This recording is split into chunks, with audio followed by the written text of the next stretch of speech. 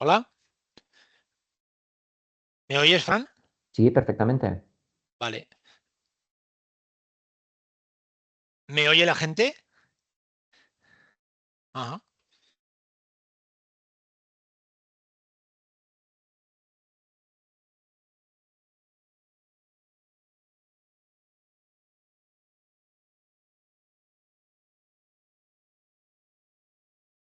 ¿Se nos oye bien? ¿Oís bien? Ok, perfecto. Buenas tardes, Musta. Si os parece, esperamos 3, 4 minutos que vayan conectando los compañeros. Buenas tardes, Julio.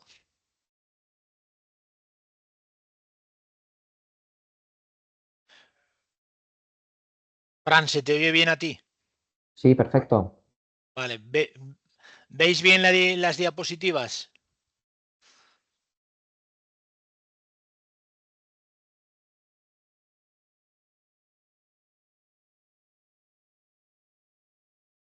Perfecto, Fran. Me dicen que sí que se ve y se Estupendo. escucha bien. Genial. Estupendo.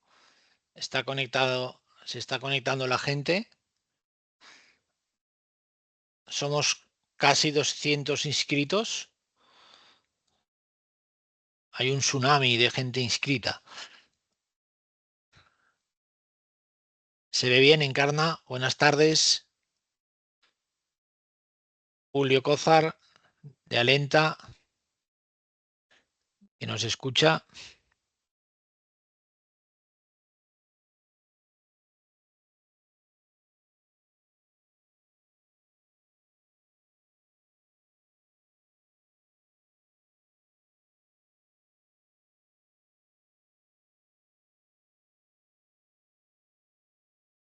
Nos dicen todos buenas tardes. No os oigo, dice Jaime Sierra.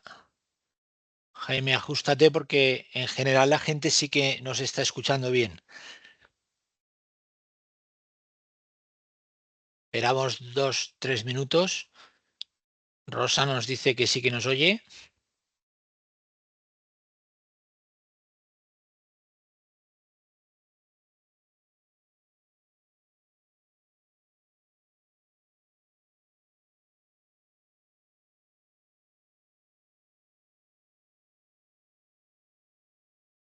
Una compañera dice lluviosa y ventiscosa tarde, cierto.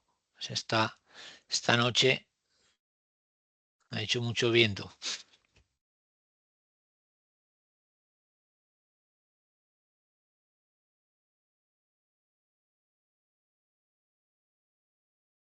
Maribí nos dice se oye bien.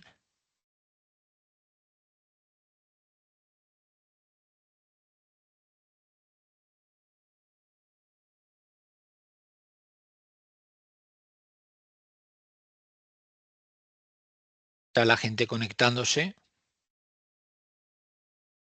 Lupe, buenas tardes. Desde Valencia nos escuchan bien.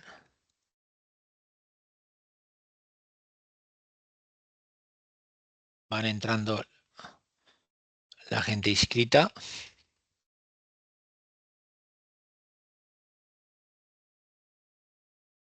Desde Gran Canaria nos dicen aquí soleado. Gran ventaja tiene la gente de las islas.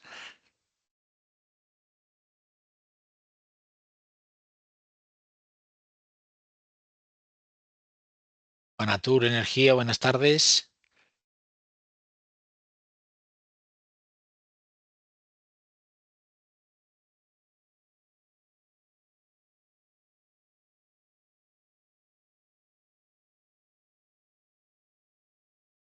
Alto y claro. Nos dicen desde una empresa.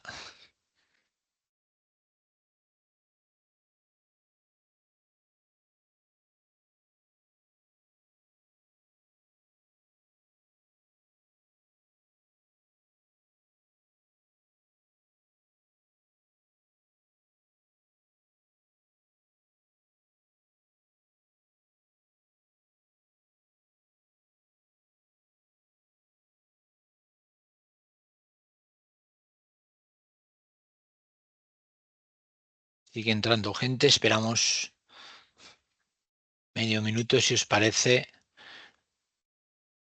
empezamos. Muy bien.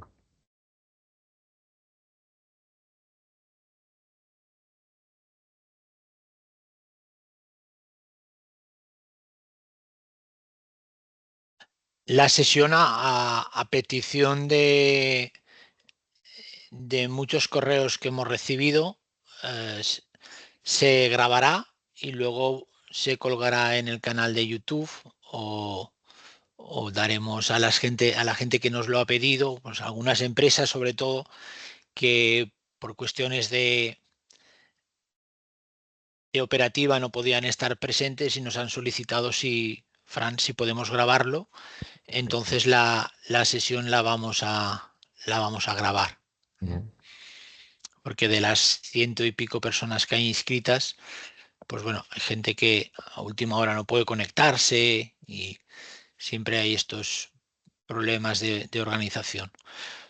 Bueno, si os parece, un poco hemos dejado 5 minutos de deferencia y empezamos la webinar que con la ilusión que siempre nos caracteriza hemos organizado en Laborea Abogados con la ayuda de nuestro cónsul Fran Trujillo, que como sabéis es un académico de reconocido prestigio que realiza la docencia en la Universidad Jaume I. Hemos titulado esta webinar El tsunami laboral 2025 que se avecina, con la intención un poco de trasladaros a las personas que nos escucháis que lo importante aquí no es prepararse para el futuro, sino lo importante creemos que es adaptarse a lo que ya tenemos encima de la mesa y que de una forma muy ilustrativa Fran nos va a explicar. Como os decía, la webinar se caracterizará por una explicación un poco académica, que es la que Fran nos ofrecerá en cada una de las píldoras de las novedades que están ya encima de la mesa, que todos conocéis sobre todo por la prensa en general, y desde mi posición de CEO de Laborea intentaré aportar un poquito de visión práctica de cómo estamos viviendo esto que que Fran, perdón, nos va a comentar, cómo lo estamos viviendo en el despacho y cómo lo estamos viviendo en las empresas clientes. ¿Vale?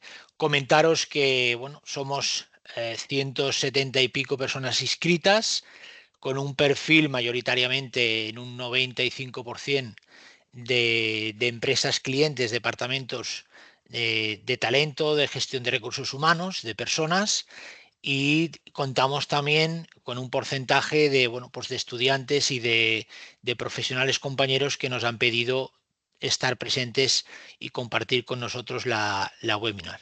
Tenemos muchos temas de los que hablar y por lo tanto, sin más preámbulo, Fran, te cedo la palabra. En cada uno de los bloques yo iré matizando, insisto, la visión práctica y Fran nos explicará cada una de las novedades que se nos avecinan en este tsunami que nos viene ya y que está presente. Fran, perdón, cuando quieras te cedo la palabra. Muchísimas gracias, Vicente. Bueno, pues para mí es un placer, en primer lugar, dar las gracias a todos los asistentes por la confianza en Laborea y en el webinar que vamos a desarrollar ahora en los próximos minutos. Son las 4:09, 28 de enero, y también se va a grabar para que quede en el recuerdo también y para que aquellas personas que no hayan podido asistir a este webinar por cuestiones empresariales, pues puedan acudir en el momento que estimen oportuno. De los temas, perdón, voy a hacer un recorrido, no de todo porque es imposible, es inabarcable, dado el tiempo, es un tsunami, es un mare magnum de normas, y me voy a centrar en las que creemos, hablo por todos, el despacho, temas que son los más candentes a nivel empresarial. Como no, la jornada laboral, A propósito de la jornada, la nueva regulación prevista para la desconexión digital, trataremos la compatibilidad jubilación-trabajo, control empresarial de los medios informáticos, el registro de la jornada, cambios importantes, con un añadido que creo que va a ser significativo respecto a los empleados del hogar, la audiencia previa, evidentemente, algo que ya tenemos sobre la mesa con una sentencia importante del alto tribunal, la indemnización adicional, lo mismo. También haré un recorrido yo de forma académica y luego Vicente Arrandis desde un aspecto más pragmático del día a día en el despacho. Trataremos también el plan LGTBI, plan de acoso, plan de igualdad, el fin de la resolución del contrato de trabajo en situaciones de incapacidad temporal. También vamos a analizar este aspecto, bajas médicas, absentismo, la extinción voluntaria indemnizada por impagos de 3 meses o de 15 días, que también ha sido una novedad importante. Pues bueno, esto es un poco el guión de lo que vamos a tratar. Bien, en primer lugar, respecto a la reducción de jornada, algo que ya se ha visto en prensa. Aunque no se va a llegar a un acuerdo todavía, está previsto, según las palabras de Carlos Cuerpo, lo vi el otro día en la noticia, el ministro de Economía, Comercio y Empresa, está previsto durante la semana que viene que ya se alcance y que se mande a la aprobación del Consejo de Ministros para la próxima semana. ¿Que se va a alcanzar? Lo más probable que sí, y aquí vemos en la diapositiva esta jornada que pasa de las 40 horas en cómputo anual, con 40 horas, como bien sabéis, efectivas de promedio en cómputo anual. Pues va a pasar de 40 a una reducción de 37,5 horas. Las empresas deberán adaptarse en un tiempo, ahora lo explicaré, y los convenios colectivos, atención, seguirán cumpliendo esta regulación que tienen los convenios colectivos, es decir, estos convenios deberán también adaptarse a este cambio de la reducción de jornada. Digo 40 a 37,5 con el mantenimiento del salario. Esto es importante. Hace unos meses recuerdo un caso de una empresa, creo que era Desigual, que hizo una reducción de jornada, alardeó de la reducción de jornada, pero luego apreciamos que había una merma en el salario. Esto no es una reducción de jornada, esto es una modificación sustancial o una innovación del contrato, etcétera. No, lo que se pretende el gobierno es una medida que va a afectar, atención, a 12 millones de personas trabajadoras. Las empresas tendrán una adaptación previsto hasta el 31 de diciembre del 2025, pero con la idea, en palabras de la ministra, a que se extienda el plazo hasta 2026. Luego habrá un margen de adaptación para que las empresas puedan ajustarse, pero es un cambio evidentemente paradigmático. Las empresas van a tener que ajustarse, especialmente las pymes, sectores como la agricultura. Hay sectores muy particulares que tendrán pues, una labor muy complicada en este sentido. A caballo de la reducción de jornada, nuevas obligaciones. Resumen de las horas de trabajo, incluyendo las horas extraordinarias, el sistema de fichaje, que deberá ser de forma personal y telemática, el registro que ha de ser objetivo, fiable, accesible, y también la posibilidad de que de forma remota, esto seguro que lo habéis escuchado, la inspección de trabajo podrá acceder a este registro. Un registro que se deberá conservar durante 4 años y accesibles para trabajadores, sindicatos y para la inspección. También, respecto a la reducción de jornada, se incrementa el aspecto sancionador. Unas multas que son individualizadas, ¿no?, por trabajador de hasta 10.000 euros. Esto en la LISOS va a haber un cambio importante en la ley de infracciones y sanciones del orden social. Luego, la jornada máxima legal en cómputo anual, 37,5 horas, y va a ser un cambio importante que veremos cómo se va abordando y cuál es la respuesta por parte de las empresas. Pero desde luego, Vicent, cuando intervenga, podrá analizar desde un aspecto más pragmático los problemas que van a venir aparejados con esta reducción de jornada, que si bien va en línea con la salud, porque a menor trabajo se vive mejor, esto va a tener también una serie de derivas que pueden ser importantes. Y a caballo, decía, de la reducción de jornada, En este acuerdo social, trabajar mejor para vivir, no, trabajar menos, vivir mejor, un acuerdo que ha alcanzado y que lo podéis encontrar por internet, en la página del gobierno, en la web del ministerio, también se analiza el derecho a la desconexión digital. Un derecho que ya está Fran, regulado.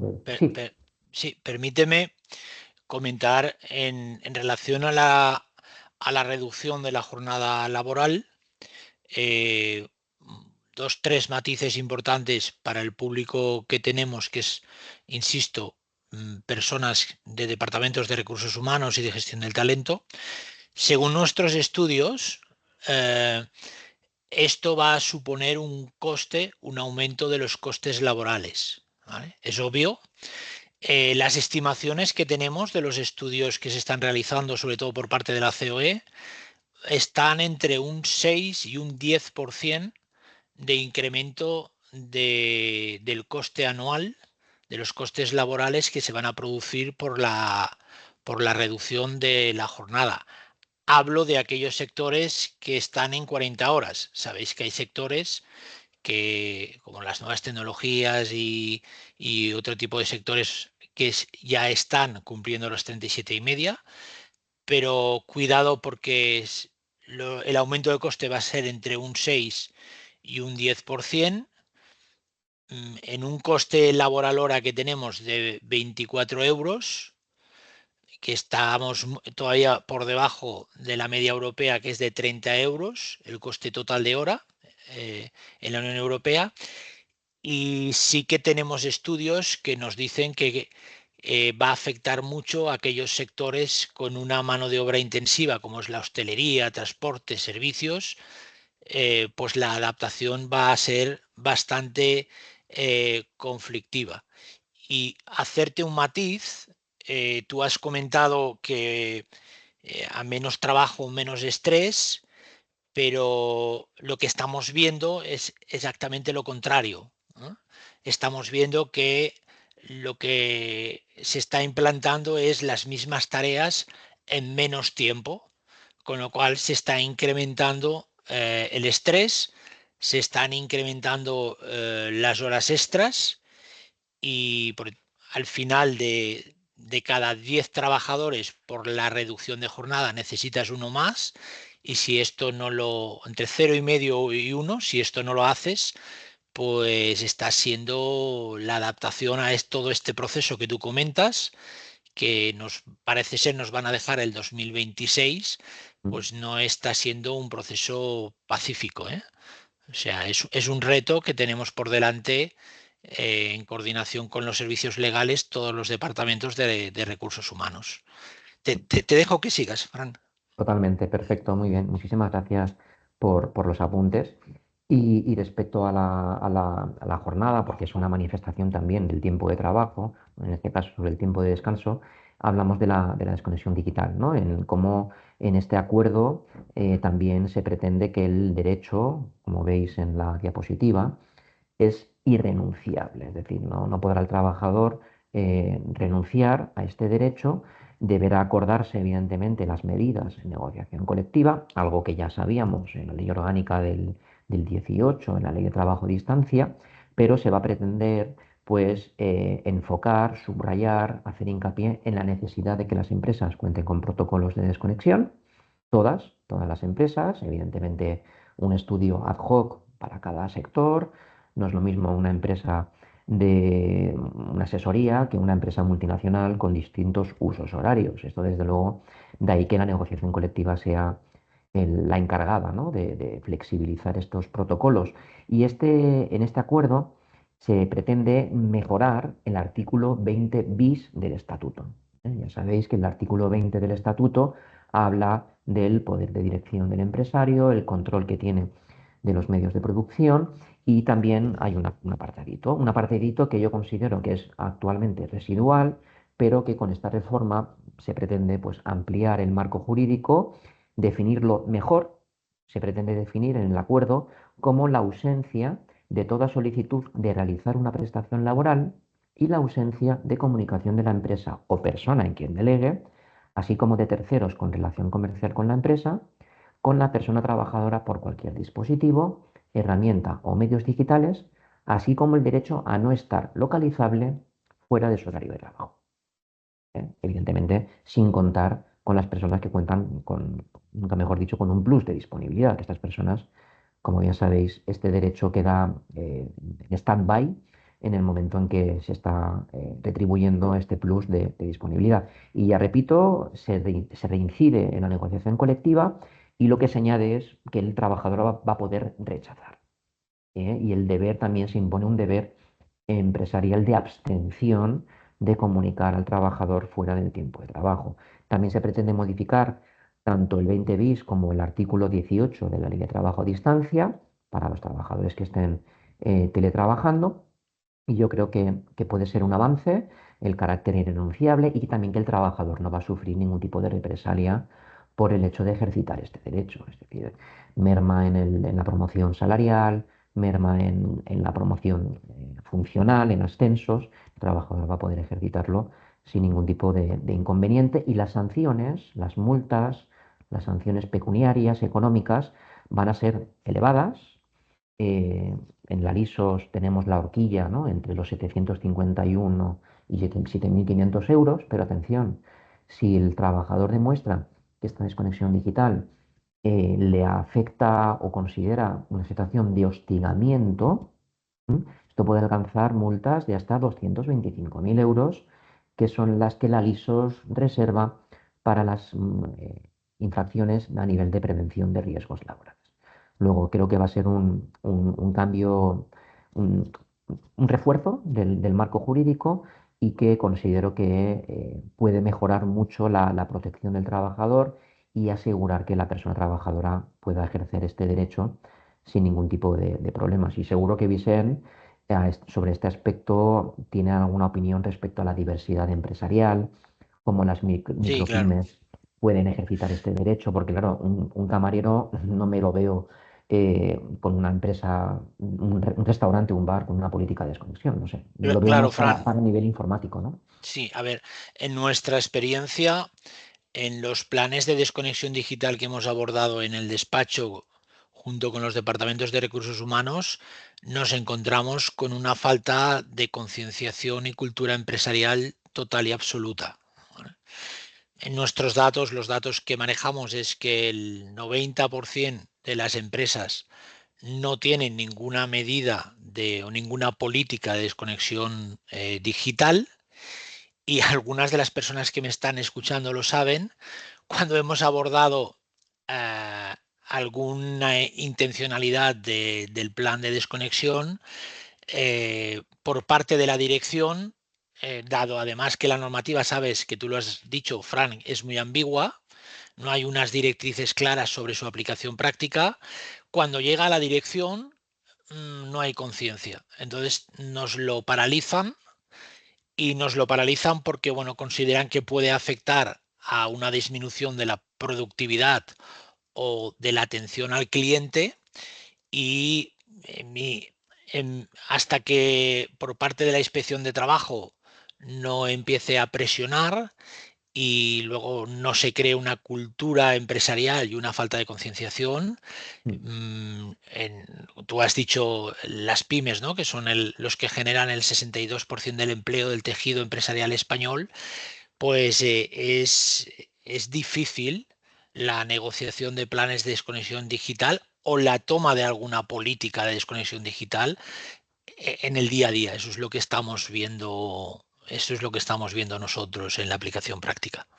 Ujú. Totalmente. Y también a propósito de este derecho, la necesidad de que las empresas evalúen el riesgo de fatiga informática. La falta de conciencia, como decía Vicent, es un punto que muchas empresas no tienen, la falta de sensibilización, y yo creo que la necesidad de realizar acciones de formación a nivel empresarial puede ayudar mucho a que los trabajadores sean los primeros en desconectar y que prácticamente no exista ni la necesidad de crear un protocolo, porque en definitiva al final van a ser los propios trabajadores los que, con esta formación y esta sensibilización, y que la empresa evalúe los riesgos psicosociales, que luego lo hablaremos, es decir, a colación de la salud mental, con las bajas, los datos tan terribles que muchas veces viene precisamente por una ausencia, por una carga de trabajo excesiva que sobrepasa límites infranqueables como son derechos a la intimidad, derechos a la conciliación, derechos a la conciliación de la vida laboral, o sea, personal o familiar, ¿eh? Porque la desconexión digital afecta igual a una persona que tiene familia, la conciliación familiar, como a una persona que es soltera, la conciliación de la vida personal. Y esto también va, lo digo porque dentro del acuerdo también se pretende modificar la ley de prevención de riesgos laborales. Luego, de forma académica, también quería añadir esta cuestión. Para ir avanzando, porque son cuestiones que pueden dar mucho debate y tenemos muchas en el tintero, el artículo respecto a la compatibilidad de la jubilación-trabajo, hay un acuerdo, el Congreso ha aprobado la flexibilización de la compatibilidad entre trabajo y pensión, perdón, a partir del 25 de este año a través de un Real Decreto que lo que hace es eliminar barreras y permitir que existan más personas que puedan beneficiarse de esta modalidad. Es decir, es reducir requisitos para mejorar o ayudar a que las personas puedan compatibilizar jubilación y trabajo. Tanto es la eliminación o digamos, el hecho de que se reducen un poquito los requisitos, que ya no será necesario acreditar, creo que son 36 años de cotización, como ha sido hasta ahora, para cobrar el 100% de la pensión, sino que bastará con tener 15 años cotizados para optar a la jubilación activa. Luego, esto puede beneficiar a muchas más personas que tienen carreras de cotización un poquito más cortitas, ¿no? Y le va a facilitar, pues, tener un ingreso y una pensión. Y esto va a incentivar, creo yo, desde esta reforma, desde este Real Decreto, a quienes opten por la jubilación activa, ¿no? Podrá tener incentivos para retrasar la jubilación. Luego habrán bonificaciones, habrá un cobro del 75% de la pensión si los trabajadores mantienen un contrato indefinido con una antigüedad mínima de 18 meses. Hay mejoras también en la jubilación parcial, será hasta 3 años antes de la edad ordinaria. Sabéis que antes era, hasta hace poco, era de 2 años. Pues esto se amplía, ¿no? La jubilación parcial, también la reducción de jornada. Los que anticipen al máximo su jubilación parcial deberán mantener al menos un 33% de su jornada laboral. También el contrato de relevo se ha visto reformado. Y en definitiva, es una reforma que se deberá aplicar desde abril del 25, es decir, en apenas unos meses, que va a cambiar significativamente el sistema de pensiones y que va a incentivar la prolongación de la vida laboral, porque Vicen seguro que tiene datos que estamos asistiendo a que la edad, digamos, la, es decir, fallecemos muchos más con más edad, me refiero, ¿no? Es decir, que significa que la persona, aun teniendo una edad que antaño parecía que era incompatible con el trabajo, debido a la prolongación de la vida, el trabajo todavía puede ser válido y correcto, ¿no? No sé qué opinas respecto a esta compatibilidad y yo creo que es un incentivo importante para las personas, sobre todo que no han alcanzado niveles de cotización altos.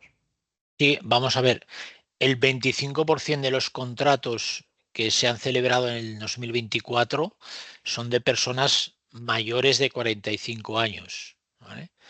Esta medida de compatibilidad de jubilación-trabajo al final es una medida de flexibilidad para las empresas y porque les permite los contratos parciales y yo creo que sí es novedosa y sí se va a utilizar. Tú has destacado el ahorro de costes sociales que va a suponer, o sea, es ventajoso. Además, un poco permite mantener pues, la experiencia y el conocimiento en la empresa con las nuevas generaciones que tienen un perfil más tecnológico y eso las empresas también lo ven como algo positivo. Es verdad que a pesar de todo esto, en la práctica diaria, en nuestra experiencia, todavía las empresas son reacias a que los seniors sigan si no va acompañado de un plan o de unas medidas de bonificaciones y de subvenciones. O sea, hay cierta reticencia a que, bueno, por las personas que ya tienen una cierta edad, si, o sea, en la práctica, si no resulta muy ventajoso para la empresa, no nos pensemos que es una medida estrella que va a calar por sí misma, ¿no? Necesita que alguien la impulse, y ese alguien, en el ámbito empresarial, son las bonificaciones y las subvenciones para que esto realmente sea una medida efectiva. Es como un poco la experiencia que tenemos en Labor y Abogados. Efectivamente, otro cambio importante en este sentido, en este mare magnum, en este tsunami del 2025. Y a caballo de lo que decíamos, ¿no? La edad de jubilación, la prolongación de la vida, pues aquí vemos en un gráfico a este propósito, ¿no? El año 2025, también, este presente año, ajustes significativos en la edad de jubilación y al igual que los requisitos que he señalado, ¿no? Para acceder a una pensión completa. Aquí vemos la edad de jubilación, que os he puesto el cuadro, lo que interesa no son los 66 años y 8 meses, y hay una excepción, evidentemente, siempre la regla general es esa, pero según se ha observado en este documento, los trabajadores que acrediten 38 años y 3 meses de cotización podrán jubilarse a los 65 sin penalización. Y se prevé que esto vaya en aumento, que significa que es progresivo. En el año 2017, ahí pueden ver la edad, y ahora en el 2027 la edad de jubilación progresiva será hasta los 67 años. Es decir, si actualmente son los 66, en el 67, 67 años, que son 65 años con 38 años y 6 meses cotizados. ¿Eh? También respecto de la jubilación, bueno, ha habido en enero una subida puntual, esto lo sabrán los pensionistas, no sé si hay aquí algún pensionista, pero muy cercano seguro que lo ha vivido, una subida puntual del 2,8%, pero que ha quedado suspendida para el resto del año. Y también que respecto a los ingresos ha habido una congelación de ingresos que han permanecido inalterables, pero que han subido, y que la idea es que vayan increciendo, ¿no? Pero un poco la idea de la edad de jubilación, estos años para retirarse del mercado laboral con el 100% de la pensión, y que ya digo, importante, no solo los que tienen los 66 años, que ya es una edad importante, sino también los que no hayan alcanzado los 66, pero tengan 65 y, repito, reitero, tengan 38 años y 3 meses cotizados a la Seguridad Social. Y es una medida también importante de cara a las personas bueno, que pretendan jubilarse como tienen su derecho, ¿no? No sé si Vicente tiene algo que añadir, pero Bueno, yo si no me solo te puedo cortas. decir, Frank, que ah, desde hace tiempo, cuando calculas las pensiones van a la baja, o sea, cada vez que vas haciendo los cálculos, cada vez el importe económico es más bajo, cada vez complementar los requisitos es más difícil, porque te van poniendo más requisitos, y al final cada vez te van poniendo más penalizaciones. Eso es lo que hay, ¿vale? La esperanza de vida creo que estamos en 83,3 años, y estamos en dos cotizantes por un pensionista. La presión demográfica es extraordinaria, y esto no se puede, es una tendencia además europea, y que creo estamos en 9,2 millones de pensionistas en España, y por lo tanto las pensiones, lo vemos en el despacho en el día a día, como cuando calculamos cómo van a la baja, ¿vale? Los cotizantes cada vez son menos, los pensionistas cada vez son más. Entonces, bueno, pues me imagino que nacerán sistemas alternativos sabes que hay un debate abierto, ¿no? De la,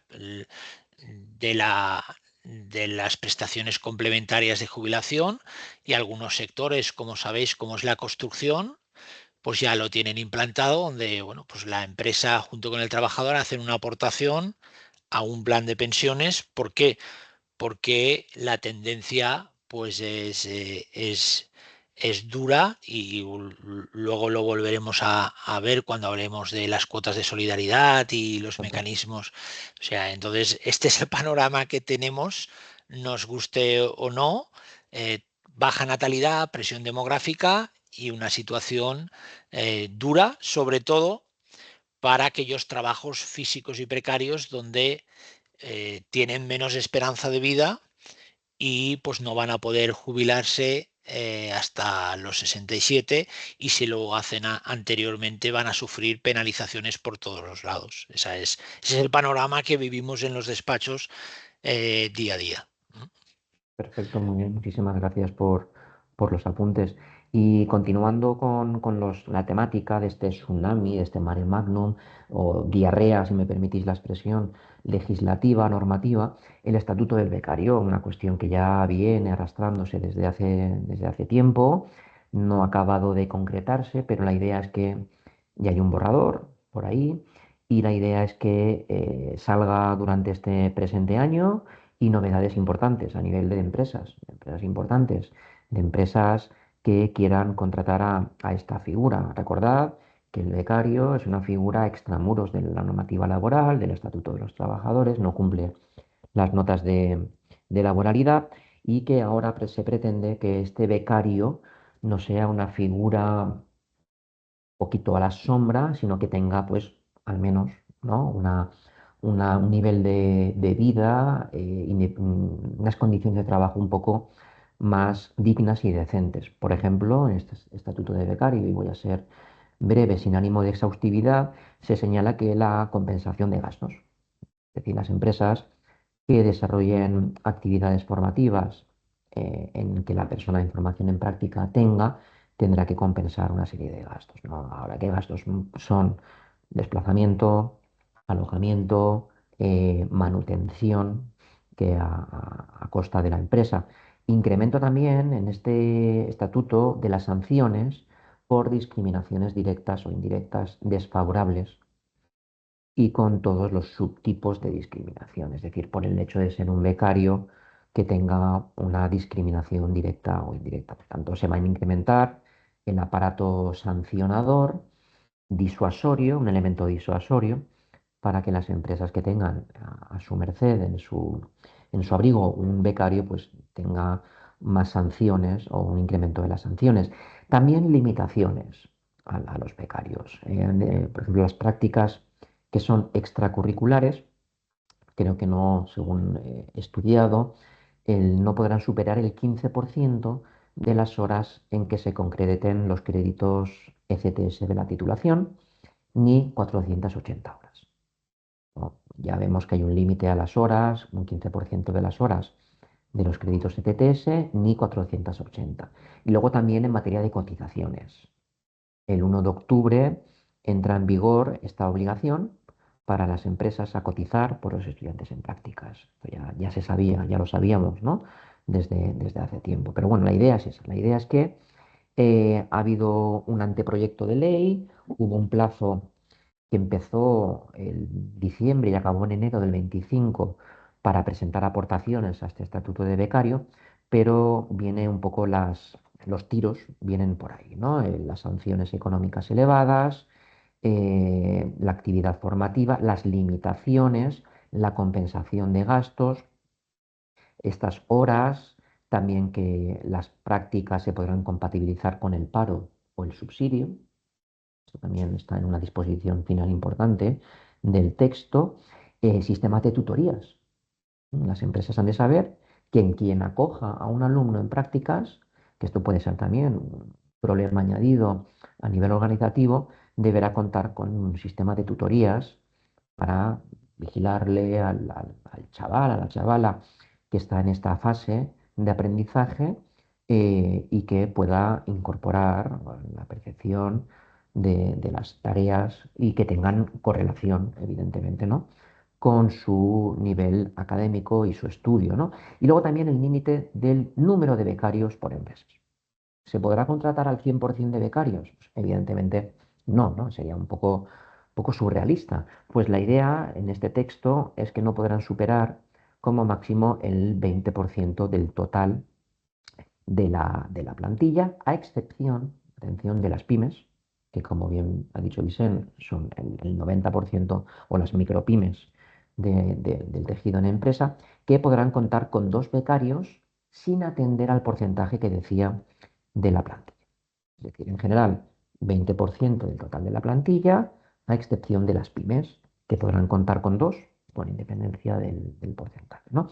Y esto es un poco la idea del Estatuto del Becario, la obligación de cotizar, que ya viene arrastrándose desde octubre de este pasado año, del 24, y las limitaciones de las horas de las prácticas y que no se discrimine, tanto de forma directa o indirecta, a estas personas y en caso de ello, pues las multas pueden ser muy graves y pueden alcanzar, según el texto del borrador, hasta los 225.000 euros. Luego es un alto riesgo en caso de que las empresas no tengan con sistemas de compliance. No sé si Vicent tiene algo que añadir.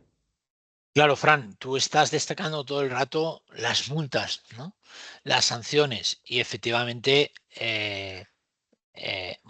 como dice mi padre, no, un molde B fa mal, mucho, mucho bien hace daño y yo creo que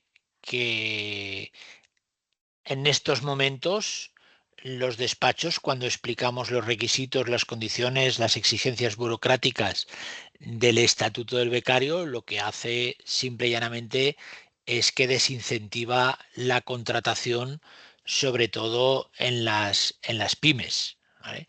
Tú has dicho una cosa muy importante y además que sabes que delimitar las tareas del becario que son distintas del resto de empleados, ese problema de interpretación, pues siempre está ahí y crea inseguridad jurídica, limitar el horario, limitar el uso de becarios que puedes tener. Bueno, pues cuando explicas todo este panorama a una pyme, pues normalmente lo que hace es que si además le explicas como añadido, oye, mira, antes no se cotizaba, pero ahora sí vas a tener que cotizar, sí vas a tener que hacer estas exigencias burocráticas, pues lo que está ocurriendo es que se está desincentivando la contratación de las pymes. Yo no digo que no fuera una necesidad el estatuto del becario, que lo era, pero ha nacido sin el consenso de la COE y de los interlocutores sociales y eso ha sido un error porque a la hora de aplicarlo pues va a ser un problema y no hubiera sido así si hubiera nacido del consenso de la escucha activa y de un conjunto de conclusiones que partiesen tanto de COE como de sindicatos, eso no lo ha habido y por lo tanto imponer un estatuto del becario que no va a ser utilizado, bueno, yo no veo la práctica, es una crítica un poquito al panorama que habrá gente aquí escuchándome que no estará de acuerdo, pero yo digo mi experiencia como laboralista en el mundo de la empresa, que es lo que el percibo y vivo cada día. Perfecto, efectivamente, sí, así va a ser. Veremos cómo esto va a tener reflejo en el nivel del mercado laboral, pero desde luego sí que ha sido una lucha constante desde hace muchos años de becarios que han estado suplantando tareas de un trabajador indefinido. Es un becario, un falso becario o como si fuese un falso autónomo realmente, ¿no? Permiso de cambio climático. Aquí ya vamos a ir un poquito a caballo a trote ligero porque son cuestiones que sí que tienen impacto. Las empresas han de ser conocedoras de estas novedades y vino por un Real Decreto del 28 de noviembre, pasado 28 de noviembre, con el derecho de los trabajadores a ausentarse de su puesto de trabajo hasta 4 días de forma retribuida en situaciones de emergencia climática, que seguro que os viene a la cabeza la situación de La Dana, ¿no? Donde vimos a un transportista, a un camión de Mercadona, pues teniendo la obligación de acudir a trabajar y vimos imágenes como el camión pues estaba en toda la inundación, lo que va en contra de la salud porque es un riesgo grave e inminente, ¿no? Yo considero que este permiso sí que es beneficioso por causa climática, porque va a haber más cuestiones en el futuro sobre danas, sobre cambios climáticos, que es una cuestión obvia de que desgraciadamente si no ponemos freno a nuestra, porque también es culpa del ser humano, pero creo que es una cuestión que va a ir a más en el futuro y que estas personas trabajadoras que podrán cogerse estos 4 días deberán evidentemente justificarlo como pues, que es imposible acceder al centro de trabajo, como que no puedo transitar por las vías de circulación para acudir al centro, cosa que sucedió en La Dana, en la zona de Valencia, de Levante, que aquí habrán muchos conectados de esta zona, cuando existan riesgos graves e inminentes, catástrofes, fenómenos. Yo recuerdo cuando hablo mucho de prevención de riesgos, es una materia que Vicente sabe que me apasiona, siempre pongo a los ejemplos de Chile, terremotos, ¿no? España no es un país de terremotos, pero si sucede un terremoto es una cuestión también climática, donde el edificio puede caerse y el trabajador puede, en situación de riesgo grave inminente, abandonar el centro de trabajo sin ningún tipo de problema, ¿no? Y el trabajador, ya digo, 4 días, también puede acogerse de forma objetiva cuando existan recomendaciones por parte de la autoridad, es decir, cuando reciba ese mensaje que recibimos los de la zona de Valencia, ¿no? Con un mensaje de alerta, pues bueno, esto es un aviso, es decir, cómo voy a ir a trabajar con este aviso que me ha dado la autoridad laboral, ¿no? Y también este permiso del cambio climático, aparte de que se retribuido por situaciones meteorológicas o catastróficas, también incentiva o genera un acicate al trabajo a distancia. Es decir, si no se puede trabajar, la empresa deberá dotar de medios y que se pueda trabajar a distancia y sin ningún tipo de utilización de este permiso de cambio climático, ¿no? Creo que es un permiso, ya digo, una novedad importante y que podrá solicitarse a partir desde ya por parte de los trabajadores. ¿Sí, Vicente? Novedad, Fran, sí, es importante, tal vez necesaria, pero en mi opinión es una norma excesivamente ambigua. Va a traer muchos problemas de interpretación, de incertidumbre, porque no determina, la norma no determina con precisión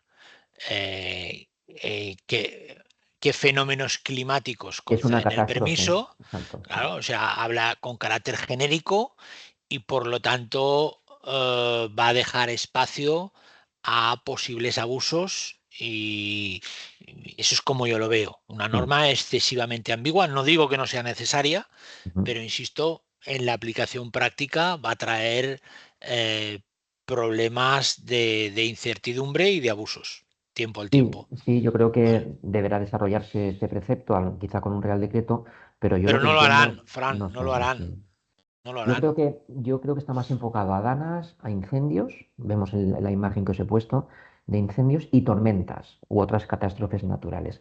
A partir de ahí creo que si se especifica, pues muchísimo mejor, ¿no? Porque ya digo que la picaresca, si no se concreta, cada persona puede decir, no, es que no voy a trabajar porque para mí eso es una situación meteorológica catastrófica, ¿no? Hay riesgo de viento, vivo en la zona costera, entonces, oye, que no voy Claro. y eso va a generar, porque Mm, la norma es ambigua mm. y la norma es ambigua y entonces da pie a la incertidumbre y da pie a espacios de posibles abusos. Esa es un poquito la crítica que yo haría a esta norma. Bueno, siempre hay que analizar y criticar Sí, para sí. poder mejorarla. Desde luego que sí, son críticas siempre constructivas. Siguiendo con la normativa, ha habido una ley orgánica reciente, de inicio de año, con esta extinción voluntaria indemnizada, ya sabéis, el artículo 50 del Estatuto de los Trabajadores, en el que el trabajador, cuando observe que hay un incumplimiento grave y culpable, perdón, por parte de la empresa, podrá solicitar la extinción voluntaria indemnizada con la misma indemnización que fuese para un despido de carácter improcedente. Pues bien, en esta ley orgánica del BOE del 3 de 1 de enero del 25, como veis en la pantalla, a partir de ahora, los trabajadores tendrán el derecho a reclamar esta extinción cuando existan nóminas impagadas o retrasos continuos. Hasta ahora, que se consideraba como incumplimiento grave en el pago periódico, puntual de la nómina, que es la primera obligación que tiene una empresa respecto al trabajador. Pues hasta ahora se consideraba tres nóminas, aunque no eran consecutivas, o el retraso de 15 días en el pago de seis nóminas no consecutivas. ¿Vale? Luego, ahora, ya digo, tres nóminas, puede ser un trimestre, sin cobrar, aunque no sean consecutivos, ya da pie, según esta ley orgánica, a que el trabajador pueda solicitar la extinción voluntaria indemnizada y el retraso de 15 días en el pago de seis nóminas no consecutivas dentro de un mismo año. Como se está grabando, no sé si alguien le ha dado tiempo a apuntar, pero bueno, podéis acudir al canal de YouTube de Laborea. Pero repito, esto creo que va a ser importante. A ver, como todo en la vida, seguro que Vicen, hablo por él también, habrá ventajas e inconvenientes. Las ventajas, pues que el juez tendrá un margen también para decidir si es grave o menos grave, pero al menos ahora el juez ya sabe, según la Certe. ley, que tiene tres meses y ya tiene un criterio a la hora de decir, vale, sí, esto es grave. Antes no, antes, ¿cuánto era grave? Pues según el juez que tocaba. Eso es un poco la idea que yo tengo en este sentido. Sí, esa concreción de la norma que tú dices, Fran, se agradece, ¿vale? Es verdad que la gente que nos escucha, porque a lo mejor lo han sufrido en amigos o en gente conocida, los procesos judiciales de este tipo de extinciones siguen estando en 6 meses o un año. Eso es inaguantable para un trabajador y yo creo que se hubiera tenido que abordar una especie, pues, por ejemplo, yo propongo que fuera el Fondo de Garantía Salarial, quien durante todo ese periodo que tú estás sin cobrar, pudiera asumir una prestación para el trabajador Mm, con independencia de que cuando tú cobres tus mm, haberes después de mm, un proceso judicial, pues tengas que devolverla. mm. Pero claro, mientras tanto, ¿qué haces? Si estás La 5 o 6 meses, persona y sin claro, ¿qué desempleo, y hace sin la gente? desempleo. Abandona el puesto. Abandona el puesto, pierde sus antigüedades porque no puede, porque un mes puedes pedirle el anticipo a tu Mm, cuñado o a tu hermano, pero no puedes estar 4 o 5 meses y entonces yo creo que se agradece que la norma se concrete, tú lo has dicho muy bien, para que el juez sepa a qué atenerse, pero el problema de fondo, yo creo que se hubiera tenido que abordar eh, una serie de anticipos del Estado o del Fondo de Garantía Salarial, donde, oye, yo te presto ujú, condicionado a que cuando tú cobres, porque lo vas a cobrar, si no de la empresa, del propio Fondo de Garantía Salarial, yo luego ya he hecho cuentas contigo y te lo arreglo. Pero bueno, bienvenida sea la norma y bienvenida sea la claridad de la norma. sí, sí, porque desde antaño es una cuestión que siempre ha habido mucho conflicto, ¿no? Porque se han aceptado extinciones voluntarias en casos de impagos, otros que no, porque evidentemente todas las empresas tienen en un trimestre problemas En la financieros. crisis del 2008, 8, 9, 10, 11, esto fue muy flagrante. O sea, veías Ah, gente con 20 años de antigüedad que le adeudaban 4 meses y claro, te decía, yo no me puedo esperar 5 o 6 meses a un proceso judicial y a que un juez me diga, y entonces pues abandonaban. Tú mm, te buscabas argucias legales y procesales para justificar el abandono, pero luego el juez pues no te lo admitía y perdías tus indemnizaciones mm, bueno, y sigue siendo un problema. Pero bueno, insisto, totalmente. bienvenida sea la norma. Bienvenidos a la norma, efectivamente. 20 semanas a la ampliación de los permisos de maternidad y paternidad. Bueno, desde el 2021 ya hubo un avance importante en esta equiparación de las 16 semanas, que fue aprobado creo que fue en el 19, y ahora en el 25 puede marcar también un antes y un después en esta conciliación de la vida laboral y familiar en términos parentales. Es decir, el permiso de eh, paternidad. Se pretende aumentar de 16 a 20 semanas con este objetivo de facilitar la conciliación. De igual modo, también se pretende que las familias monoparentales puedan extenderse hasta 26 semanas y es una cuestión, pues otro avance de este permiso parental que ya sabéis que en el 2024, el año pasado, ya existe un permiso parental de 8 semanas para el cuidado de hijos menores de 8 años, pero actualmente no es retribuido. Y se pretende que en este 2025, en este tsunami, en esta ola, pues vendrá el permiso parental retribuido, remunerado y que, ya digo, deberá ajustarse, ¿no?, a este criterio que decía de las 20 semanas, que se requiere que la persona trabajadora pues esté afiliado a la Seguridad Social, situación de alta, cumplir un periodo mínimo de cotización. Atención, los menores de 21 años que sean padres no se les va a exigir un mínimo de cotización y los que tengan más de 21, pues al menos creo que son 90 días en los últimos 7 años o 180 días a lo largo de la vida laboral. Y la cuantía de esta prestación es del 100% de la base reguladora, en función, evidentemente, de la base de cotización del mes anterior al inicio del permiso. Luego, ya digo, esta ampliación a 20 semanas del permiso de paternidad pues va a facilitar una mayor, considero yo, corresponsabilidad, que aquí los padres tenemos mucho que hacer, del que yo me uno, hablo por todos, entre los progenitores, ¿no? Esto, Fran, según cálculos de COE, si la reducción de jornada va a implicar un coste adicional entre un 6 y un 10%, este permiso se calcula que va a suponer un aumento de los costes laborales entre el 1 y el 1,5%, ¿vale? Es un permiso que a nivel empresarial produce muchos problemas en la planificación y en la organización de estas ausencias, ¿vale? O sea, es efectivamente una política de, de conciliación de la vida laboral y familiar, pero que a nivel de empresa produce muchos problemas de planificación y organización de estas ausencias, sobre todo en las pymes Ujú. y, a ver, las personas que tengan o estén ya cerrando los presupuestos laborales del tsunami de costes que viene, que sepan que esto les va a suponer entre el 1 o 1,5% más de coste laboral.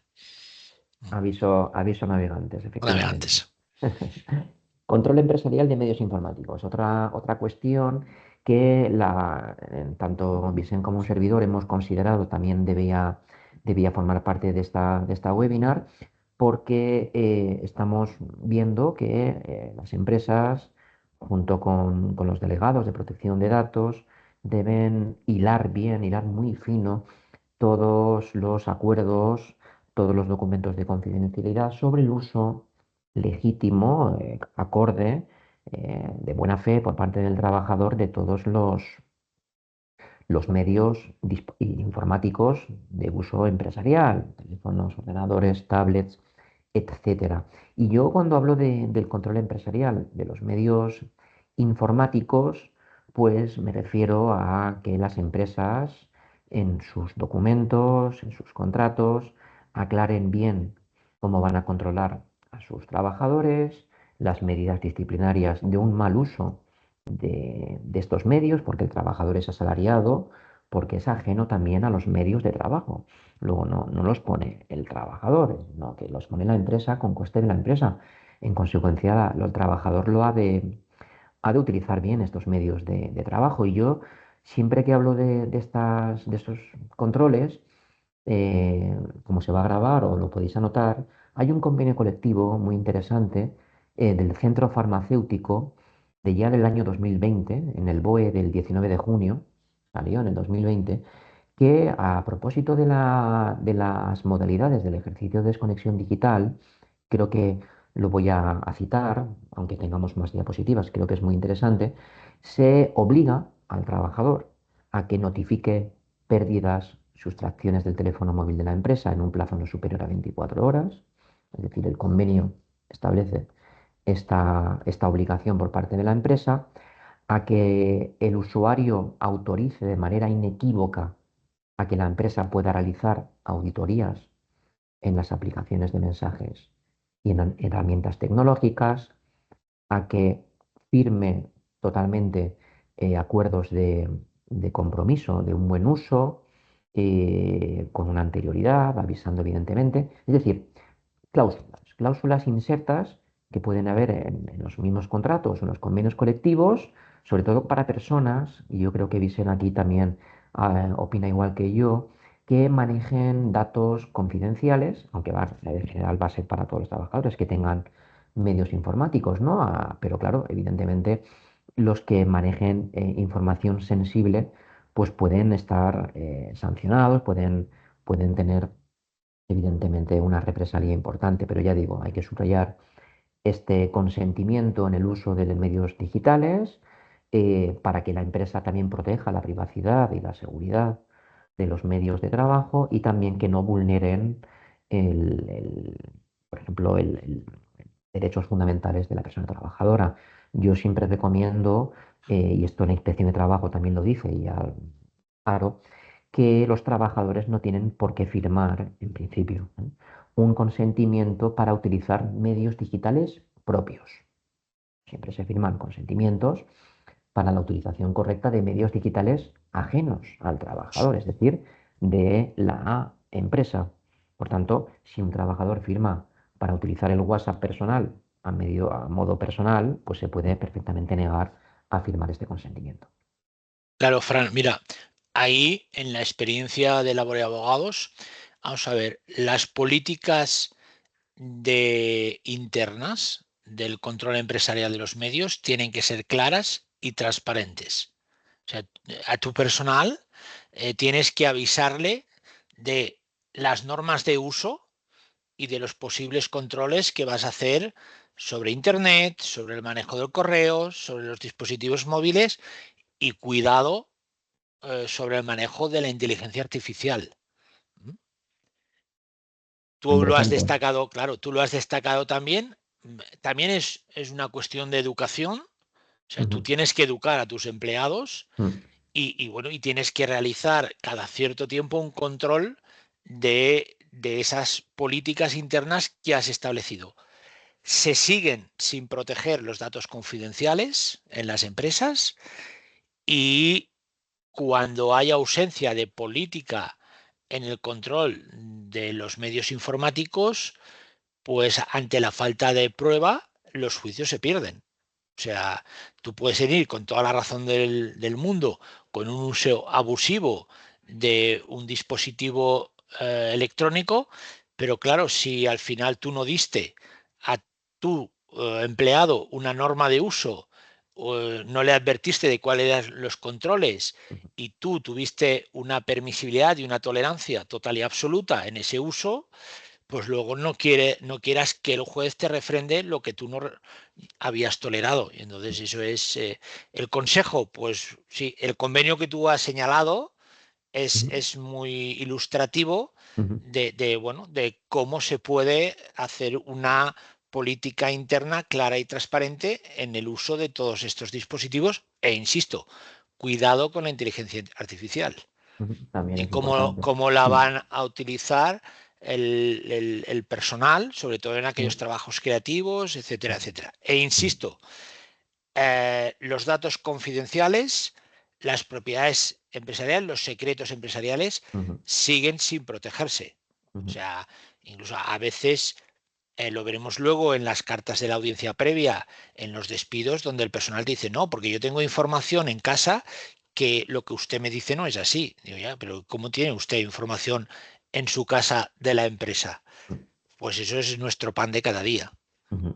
De ahí que se tenga que redactar claramente estas cláusulas para evitar estos conflictos y estos males entendidos, ¿no? Evidentemente. Porque Y ya, eso Fran, sí, afecta igual a las grandes sí, que a sí, las pymes. ¿Me explico? totalmente. Ahí sí que no hay diferenciación. O sea, una pyme en ese sentido tiene los mismos problemas Ujú. de abuso o de no abuso de los medios informáticos que pueda tener una grande. Eso ¿vale? Y luego también del convenio que he señalado, que hay muchos más, también es muy interesante, ya pasamos a otro punto, que se determina que los trabajadores que no se conecten a redes wifi con los medios digitales profesionales, que sean públicas. Es decir, conectarme al centro comercial, a la wifi, porque claro, esto puede haber virus y también obligar al trabajador a que haga un buen uso Un buen uso. de las conexiones a las wifi, efectivamente, de los medios informáticos de la empresa que los ha pagado y por tanto tiene que garantizar su buen uso, ¿no? Y respecto ya, vamos a entrar ahora a la jurisprudencia. A ver, la jurisprudencia es la del Tribunal Supremo. Por tanto, aunque hayan sentencias del TSJ que también creo que son muy relevantes, muy capitales, desde el despacho Laborea hemos recopilado unas cuantas, no son todas, pero que creemos que con simples detalles, una pequeña píldora, ya son las 5:05, casi llevamos ya más de una hora, pero rápidamente. Os he puesto la referencia a la sentencia y un poco una pincelada de lo que se determina en ella. La primera, pues fue un caso de una trabajadora que en la instancia se desestimó su demanda, acudió en súplico al TSJ y se basó en jurisprudencia del TSJ diciendo que según el artículo 56 del estatuto, en casos de despidos improcedentes, el salario regulador para la indemnización debe ser el salario percibido en el momento de la extinción del contrato.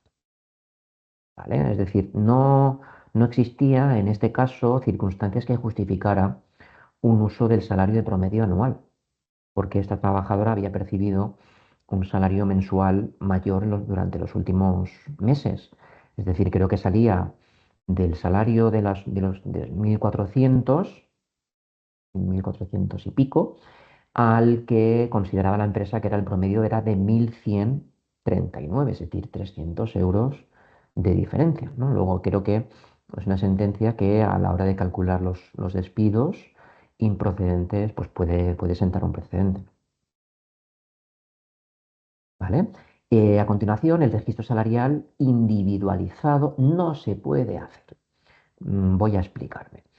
Según esta sentencia del Tribunal Supremo del 21 de noviembre, el registro salarial no debe permitir que se conozca la retribución de forma individualizada. ¿Vale? Actualmente no existe una ley, ya sea el Real Decreto 902 del 2020 o el Reglamento General de Protección de Datos, que obligue a incluir datos individualizados en el registro salarial, sino que vale con que la empresa establezca medias retributivas. Y también creo que es una sentencia importante que casa, es un recurso de casación, notificación de doctrina, y desestima demandas de los sindicatos CGT y STC. Luego, reitero, según la normativa actual, no se permite incluir datos individualizados en el registro retributivo y es una sentencia, ya digo, que también ha tenido digamos, su relevancia en el ámbito de las relaciones laborales. Y cómo no, la estrella junto con la audiencia previa. ¿Por qué? Porque hasta entonces, hasta el 19 de diciembre del 24, han habido casos, ha habido casos de TSJs, creo que hubo uno en Cataluña, el caso del TSJ de Cataluña, que otorgó a un trabajador, debido a sus circunstancias aparejadas con el despido improcedente, aparte de la indemnización tasada del 56 de 33 días, un adicional de 10.000 euros. ¿Por qué? Porque el juez del TSJ de Cataluña consideró insuficiente la indemnización, es decirlo, estándar, la clásica que todos conocemos. Incluso ha habido una sentencia del JS de Guadalajara, del 7 de noviembre del 2024, que lo mismo, también ha establecido otra indemnización de 10.000 euros aparejada. ¿Qué ocurre? Que el Tribunal Supremo se ha manifestado, como bien sabéis, y que dictamina el alto tribunal, pues que el despido improcedente en el artículo 56 no puede verse incrementado en vía judicial con otras cuantías que atiendan a circunstancias concretas del caso. ¿Qué circunstancias concretas del caso? Pues, por ejemplo, un trabajador con amplia antigüedad, que tiene dificultad a la hora de acceder al mercado, un trabajador que ha desechado una oferta para ser indefinido en la empresa, es decir, muchos casos aparejados, porque aquí la casuística es amplísima. Luego el Tribunal Supremo señala que el actual sistema de indemnizaciones tasada en España no contraviene ni la Carta Social de Derechos Sociales Europea ni el convenio 158 de la OIT.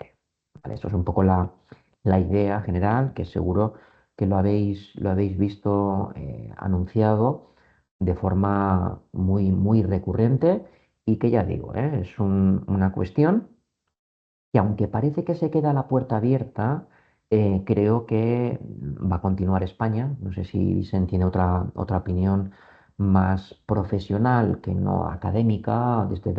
Yo lo veo desde el punto de vista doctrinal científico, pero considero que se va a mantener Sí, este tope de 33 días de esta, salario.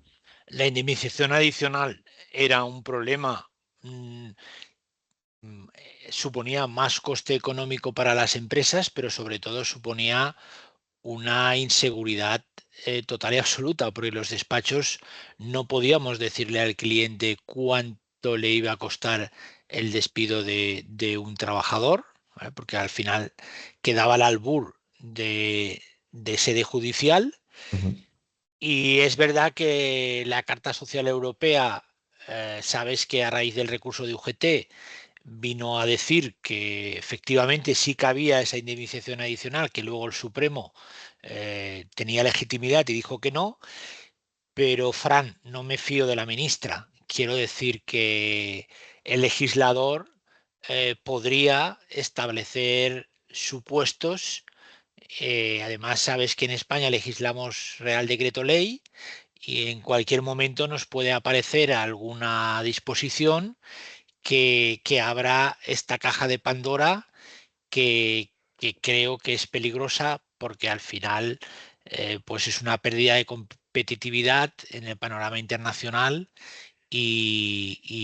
bueno, yo solo puedo decir que ahí se abrió una caja que era muy peligrosa, era muy insegura y con costes económicos que creo que no eran procedentes. ¿Vale? ujú.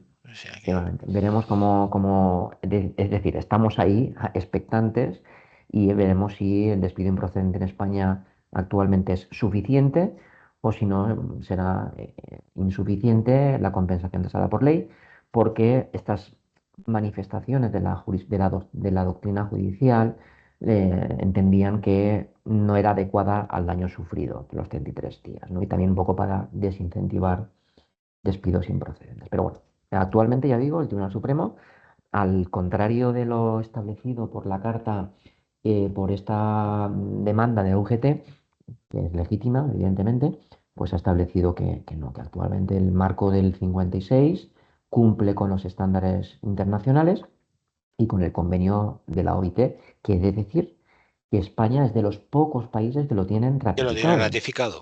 Efectivamente, hay muy pocos países en España, en el mundo que tengan este convenio ratificado. Y claro, tenemos el convenio ratificado y se ha señalado pues, que, no, que cumple el artículo 10 de este convenio 158 de la OIT con esta indemnización a 33 días, que ya sabéis que hubo antes de la reforma del 2012, la indemnización era de 45. Veremos si aquí la ministra en un futuro también vuelve a la indemnización de 45 días, cosa que yo considero que no creo que vuelva, pero que si ha existido hace unos años, vamos a decir, en 2012 ya ha pasado años, porque no puede volver en un futuro. Bueno, ahí está la puerta y creo que como profesionales debemos estar siempre pendientes de todas estas cuestiones por lo que puede deparar el futuro, ¿no? Rápidamente, más sentencias del TS de 4 de abril, una sanción a una empresa de 130.000 euros, lo veis en la pantalla, por no poder identificar a los trabajadores que huyeron del centro de trabajo durante una visita de la inspección de trabajo. Básicamente saltaron por la ventana. Se fueron, si me permitís la expresión, por patas, por piernas. ¿Y esto por qué? Porque va en contra del deber del empresario de colaborar con la autoridad laboral, con la inspección de trabajo. Es decir, el artículo 18.2 de la Ley 23/2015 establece que las empresas tienen que facilitar a la inspección toda la información relacionada con sus actividades económicas, profesionales o empresariales, y en caso de que no lo hagan así o que haya una obstrucción, ¿sí? Que la infracción es muy grave, de ahí esa cantidad de 130.000, según la LISOS. Nulidad del pacto de no competencia. La compensación económica no era adecuada, sin embargo, la devolución se justificó. Es decir, fue un caso de una trabajadora con un expertise importante eh, que demandó a la empresa porque consideró que este pacto de no competencia no era el adecuado, no compensaba este pacto, es decir, siempre ha de ser un pacto que sea adecuado, es decir, la compensación económica debe ser adecuada. En este caso fue nulo y la decisión de una cirujana, en el caso ahí tenéis la referencia de la sentencia por si queréis acudir, y ya digo que al final la trabajadora tuvo incluso que devolver este dinero y pese a que se declaró que efectivamente era una sentencia que creo que es muy interesante porque tiene muchas derivas, ¿eh? A continuación tenemos el crédito horario. La empresa puede requerir de forma genérica porque puede que la persona no esté haciendo uso del crédito, es decir, vigilar, controlar, ¿no? Justificar de forma objetiva, porque si no lo justifica, pues le voy a dejar de abonar el salario del tiempo, ¿no? Y luego ya la sentencia, otra también, lo voy a poner aquí con una imagen más bonita, de la audiencia previa antes del despido de carácter disciplinario, que aquí podemos tener un webinar, creo que otro entero, completo, porque esto da mucho juego, pero básicamente en la sentencia del TS del pasado noviembre, lo que viene a decir que aplica el artículo 7 del convenio 158. De nuevo, este convenio. Hemos citado el convenio anteriormente para la indemnización que ha de ser adecuada y suficiente del artículo 10 y ahora volvemos al convenio con el artículo 7. ¿Qué se dice en el artículo 7? Un convenio, reitero, ratificado por España, ¿no? Que no deberá darse por terminada la relación de trabajo de un trabajador por motivos relacionados con su conducta o rendimiento antes de que se le haya ofrecido la posibilidad de defenderse de los cargos formulados contra él. Esta sentencia del Tribunal Supremo pues viene a decir, a señalar estas cuestiones, ¿no? Reitero, España, de la Unión Europea, creo que es el noveno, ahí, de los 27 países que hay, solo hay 9, y España es uno de ellos.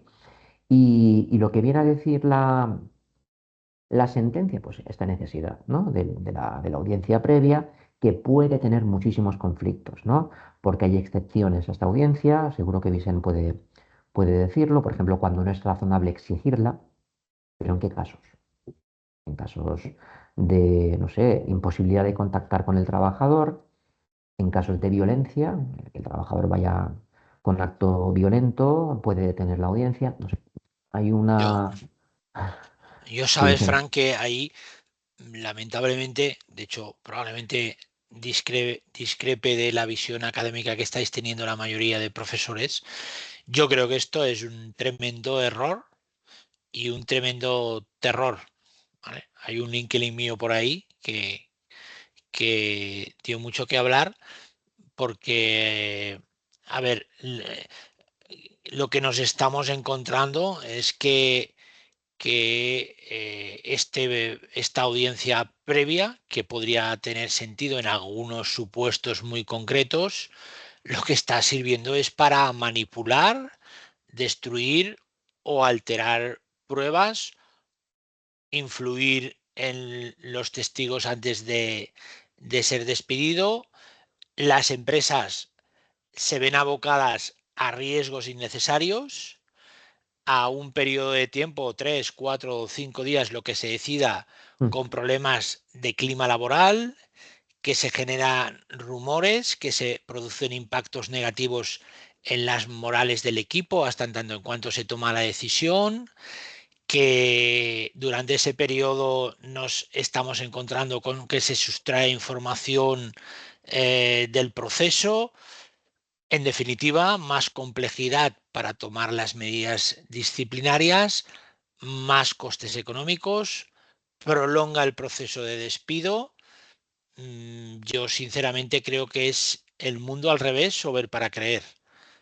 Y todavía desde la sensibilidad social yo no veo eh, eh, qué protección le está dando la audiencia previa a un señor que tiene sede judicial, incluso la posibilidad en sede administrativa de alegar lo que considere oportuno y utilizar sus estrategias legales. O sea, han complicado eh, el despido disciplinario a unos niveles que, bueno, ya que te den la procedencia es como que te toque la lotería, sinceramente. Sé que si me está escuchando algún compañero que lo hay por aquí conectado del ámbito sindical, pues, mm, pero yo te cuento la práctica ujú, de lo que veo en el día a día y que vamos, desde hace 2 o 3 meses, pues bueno, nos estamos enfrentando a esto, ¿vale? un- para mí, un error que no beneficia a ninguna de las partes, sino que dificulta el proceso, tiene un coste económico y en una audiencia previa que además no está definida, sino que está establecida con, sabes que ahora ya no se sabe ni siquiera si, bueno, si se puede hacer en el mismo momento, si tienes que dar mm, 3 días, ujú, no se sabe las excepciones, porque, bueno, claro, si me estás robando, entonces te tengo que decir, oye, mira, no me sigas robando y entonces no te doy la audiencia previa, porque, claro, si te doy 3 días, igual, entonces, ¿qué te hago? Te concedo permiso retribuido y no vengas, pero mm, entonces yo utilizo ese permiso retribuido para, insisto, por sí, terminar, el mundo al revés o ver para creer. Es sí, sí, sí. mi modesta opinión, ¿eh? Y Sí, sé sí, sí, que, evidentemente. Hay voces contradictorias, Vicente, en ese exacto, sentido. sí, sí, sí, sí. Efectivamente, efectivamente. Sí que es cierto que aquí se beneficia al débil, al trabajador débil, para que tenga un careo y que la empresa que quiera despedir disciplinariamente demuestre las pruebas y que esta persona tenga al menos una palabra, ¿no? Antes de recibir la carta de despido, que muchas veces las cartas de despido pues no son como son y no son ciertas. Y el trabajador, pues bueno, de forma... Yo creo que esta audiencia no existiría si hubiera una buena fe. Yo creo que la relación laboral se rige por una buena fe contractual y no existiría esta necesidad. Pero ahí está y es una cuestión bueno, que está teniendo y va a tener un impacto en los futuros despidos disciplinarios, desde luego, sin ningún tipo de lugar a dudas, y que la inconcreción normativa que señala Vicen, pues también no va a generar mucha confianza, ¿eh? Habrá mucha inseguridad en estos casos. Registro horario digital, también de trabajar menos, vivir mejor, de este acuerdo que hemos citado anteriormente en el registro de la jornada y en el desconexión digital, también se establece este registro, la obligación de llevar un registro diario, incluida la jornada parcial y el teletrabajo, de una forma más digitalizada. ¿M? También va a ser dificultoso, creo yo. Es un registro para que tenga acceso la inspección de trabajo, los propios trabajadores y los representantes legales en cualquier momento. Es decir, se elimina el papel, que es un elemento que seguro que todos los que están aquí presentes pueden pensar que es un elemento muy fácil de manipular y se pretende que sea un registro digital, cosa que va a exigir a las empresas, pues quizá un sobrecoste, un control digital que le va a permitir pues, contratar servicios para que sea transparente, para que cumpla con la normativa, pero bueno, ahí está esta necesidad de este registro que debe ser objetivo, fiable, fidedigno y que, atención, acordaos la importancia de que el registro dactilar, a través de la huella, pues no cumple con los estándares de la Agencia de Protección de Datos, deberá ser registros menos invasivos, ¿no? ¿Vale?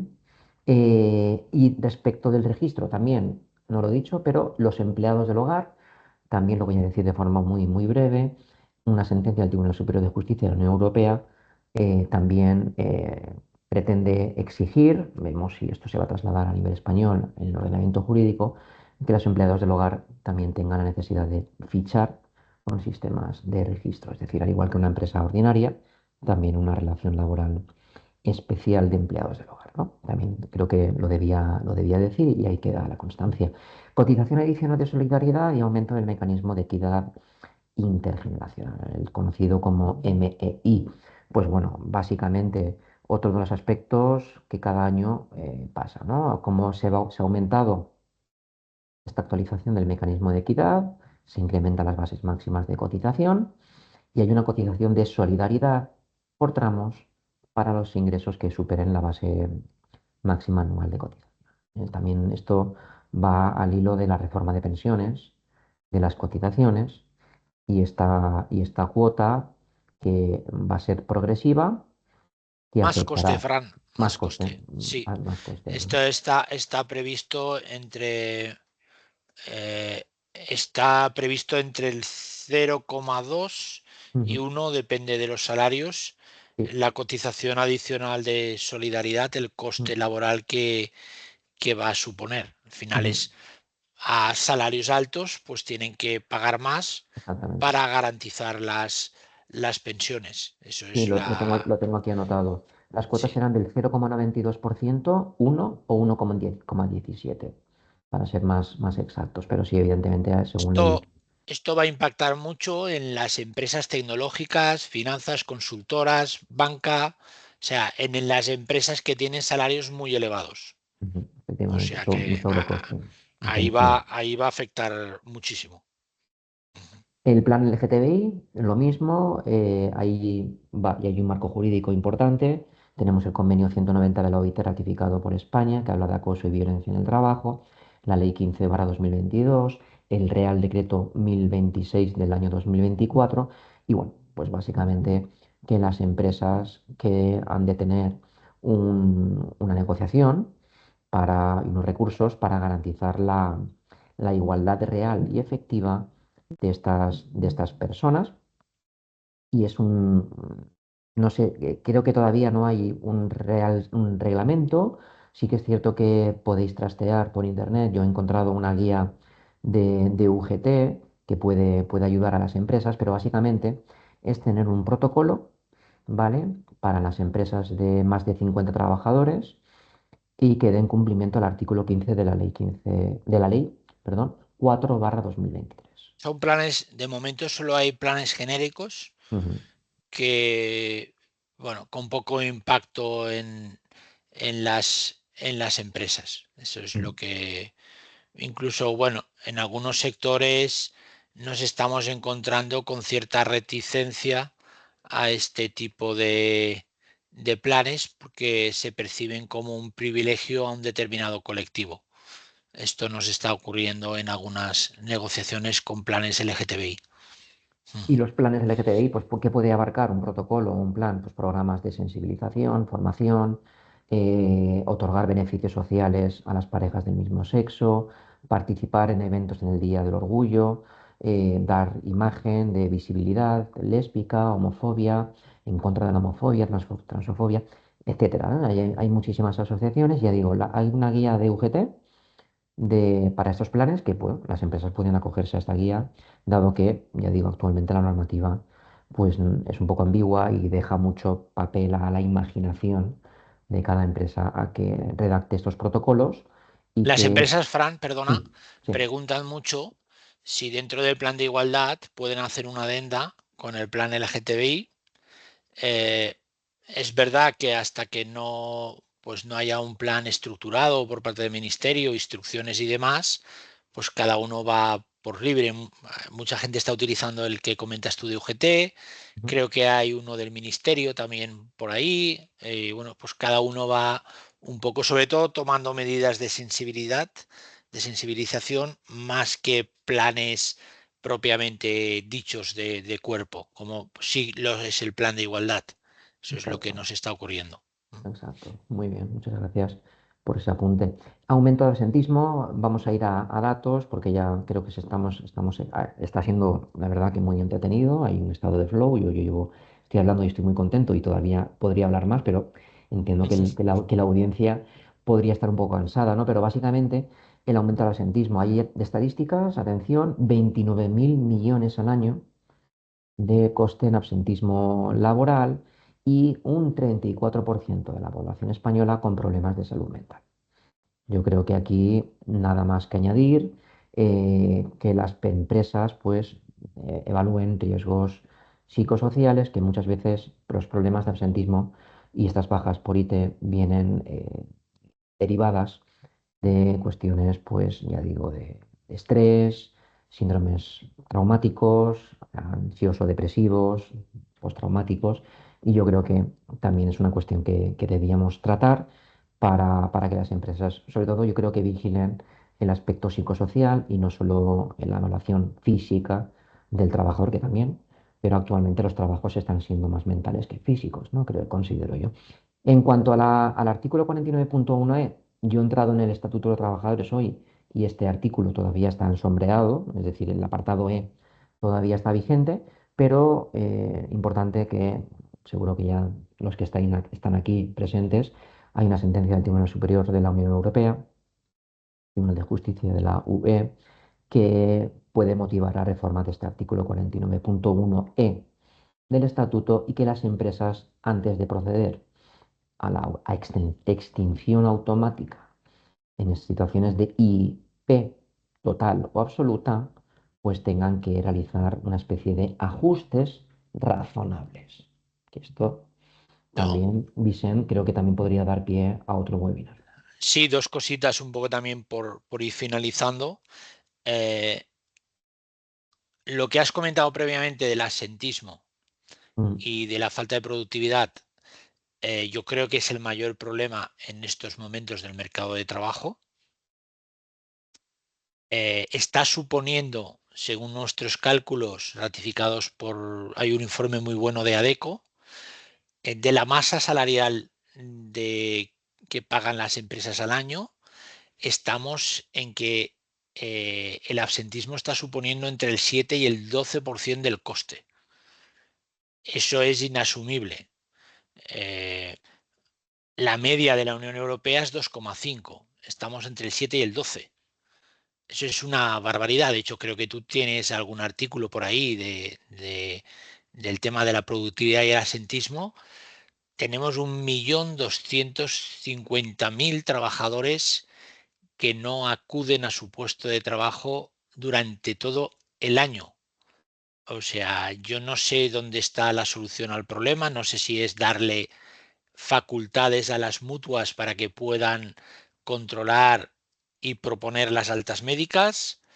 No sé si, como tú muy bien has señalado, que también es invertir más en políticas de conciliación, de trabajo saludable, de motivación mental, de disminución del estrés, pero realmente es un problema que hoy 7 de cada 100 trabajadores de una empresa están ausentes. Y esto está costando aproximadamente entre el 1 y el 1,5% del salario mensual, porque no solo es el coste del que no va, sino el problema de la pérdida de productividad, del que tienes que buscar, la del contratación de otro onboarding, de la trabajador. formación. Esto es un serio problema que, como tú muy bien has dicho, da para una webinar. Totalmente, Y totalmente. luego, en relación al último tema que has comentado, eh, el tema de bueno, al final, antes, Sí, extinción de sí, incapacidad sí, sí, sí. permanente conllevaba la extinción del contrato, con esa reserva que tenías durante X años.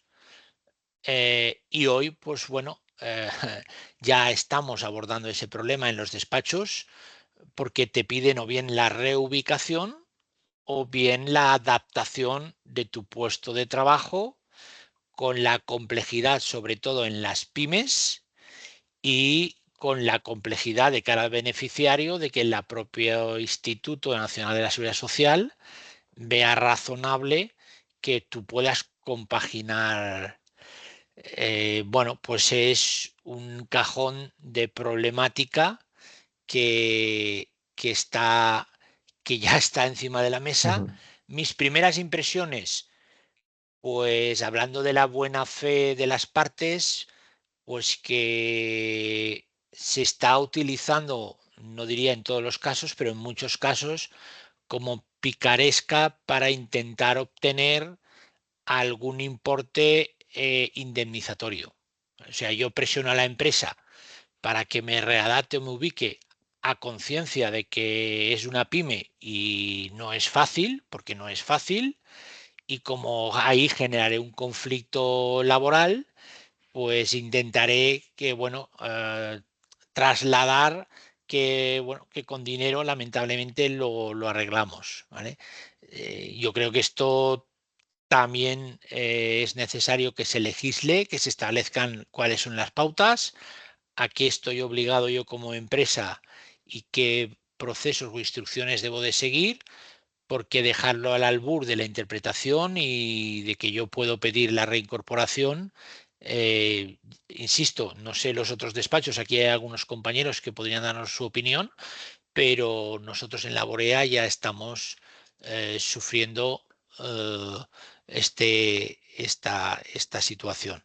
ujú, Porque no, seamos claros, no es fácil adaptar ujú, el puesto de trabajo o reubicar no, a una persona que le han no, concedido una ujú, incapacidad permanente. No, ujú, no es sencillo no y es a sencillo. veces, pues no, Mm, yo no digo que Mercadona tenga una mayor movilidad, una mayor posibilidad, pero una pyme, seamos ujú, realistas.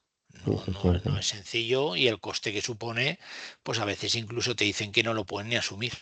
Efectivamente. Y también viene un poco la sentencia de por qué hay determinadas patologías que el trabajo con el freno de mano un poquito puesto puede ayudar a la recuperación del trabajador. Es decir, el trabajo no es un impedimento e incluso puede ser beneficiario. Es un poco la idea de que no antes de proceder a la extinción automática, pues que se puede hacer este ajuste razonable que, como dice Vicent, pues es difícil, ¿no? Es difícil por los medios de las pequeñas empresas que puedan hacerlo, ¿no? Falta de medios, recursos humanos y materiales, sobre todo materiales. Y ya para finalización, la regulación de las cuotas de autónomos, ¿no? Básicamente un nuevo sistema en el 25 que intenta ser más equitativo, adaptándose a las capacidades económicas de cada autónomo. Habrá revisión, habrán ingresos que se dividirán en 15 tramos, intenta pues bueno, una revisión anual por ejemplo, impacto económico también para las cuotas más bajas. Los autónomos con ingresos entre 670 y 1.700 euros verán una rebaja anual de entre 80 y 428 euros. Es un poco una regulación de las cuotas de autónomos prevista. Y aquí ya un poco el resumen, como este documento desde la Borea os lo podemos pasar a aquel asistente en esta audiencia que lo necesite y un poco el resumen, una captura de lo más detallado de cosas que no hemos hablado, pero la gran mayoría de lo que ya hemos hablado, pues aquí tenéis un poquito más de apuntes. Y En nada el más. tema, Sí, Fran, perdona, en el tema de los autónomos, y un mm, poco para concluir sí, también, perdón. si no sé, el auditorio les vamos a cansar de nuestra pasión. Los datos que nosotros tenemos encima de la mesa con los autónomos que gestionamos, sí os podemos decir que el nuevo sistema de cotización por ingresos reales, lo que estamos verificando que en la gente con menos ingresos sí que se ha producido una rebaja de cuotas, pero en la gente de ingresos medios, ingresos elevados, lo que ha producido al final es un aumento de la presión fiscal. Eso es como lo están percibiendo y sobre todo porque están percibiendo los autónomos que, oye, vale, yo cotizo por ingresos reales, me toca cotizar más, pero sigo pagando el impuesto revolucionario porque no tengo ninguna mejora del sistema de prestaciones eh, con este nuevo sistema. No sé si me explico. O sea, pago más, pero no percibo más prestaciones. Estas son las sensaciones que en el primer trimestre que ya estamos gestionando esta complejidad administrativa y burocrática del Estado, están percibiendo ya los autónomos. Es decir, no Los es autónomos. justo Mm. lo que yo pago en lo que yo percibo, ¿no? Que es la sensación esa que tenemos, me incluyo, todos los autónomos. Y nada más, Vicente, por mi parte, si quieres dar paso a algún tipo de duda. Sí, bueno, yo creo que dado que hemos alargado más Sí, sí. de lo necesario tal vez Mm. el webinar, y bueno, toda la gente que ha participado tiene nuestros correos y puede contactar con nosotros. Y para no cansar más al auditorio, pues creo que terminaría aquí el webinar. Sí que, sobre todo, agradecer al panel de gente que nos ha escuchado, que además es gente que probablemente sepa más que nosotros, porque la gran mayoría de ellos viven las relaciones laborales en el día a día, las viven, las sufren, son apasionados de su trabajo. Y nada, agradeceros vuestra asistencia, quedar a vuestra disposición, tanto por parte de Fran como por parte de Laborea, para todo aquello que necesitéis. Y bueno, y nos vemos en los próximos webinars o encuentros que desde Laborea siempre intentamos hacer para estar cerca del cliente y dar a conocer nuestro trabajo. Muchas gracias y nos vemos en próximas sesiones. Un cordial saludo. Hasta luego. Hasta luego.